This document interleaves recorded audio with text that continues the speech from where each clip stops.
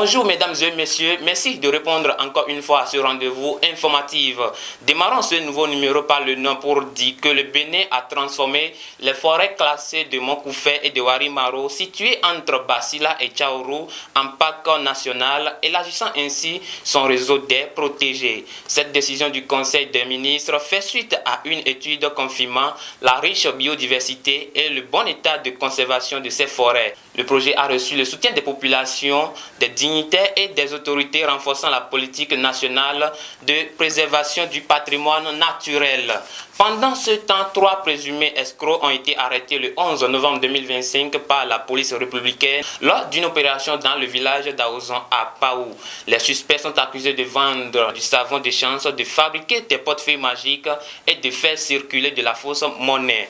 Ils opéraient depuis une maison du village où ils menaient leurs activités frauduleuses. Sécurité toujours, l'école primaire publique de Passali à Glazoué a été cambriolée dans la nuit du 11 au 12 novembre 2025 avec le vol de 6 litres d'huile, 15 kg de riz, 12 000 francs CFA dans le magasin de la cantine scolaire. Ce cambriolage risque de perturber le service de repas aux élèves et s'ajoute à un précédent vol de panneaux solaires, laissant l'école sans électricité. L'établissement devenu plus vulnérable aux intrusions nocturnes subit ainsi des actes de délinquance répétés qui compromettent son bon fonctionnement.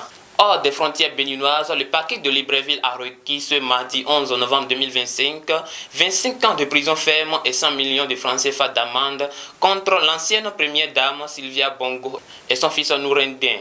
Les 2 accusés jugés par contumace pour délit économique présumé sont actuellement exilés à Londres et dénoncent un procès politique. Le procureur général Eddy Mina a présenté devant la cour d'appel un réquisitoire particulièrement sévère contre les présumés. Terminant en République démocratique du Congo pour affirmer que lors du procès du braquage de la Rawbank de Kinshasa du 16 octobre, des vidéos de surveillance ont été diffusées le 11 novembre relevant un scandale. Les images montrent des militaires et des policiers venus sécuriser les lieux en train de voler eux-mêmes de l'argent durant l'intervention. Cette découverte bouleversante pourrait mener à l'élargissement de l'enquête et à de nouvelles inculpations. C'est ainsi que nous mettons un terme à cette session d'information. Merci de nous avoir prêté attention. Bonne suite de semaine à chacun et à tous. Abonnez-vous à la chaîne du Coin TV et cliquez sur la cloche de notification pour ne rater aucune vidéo.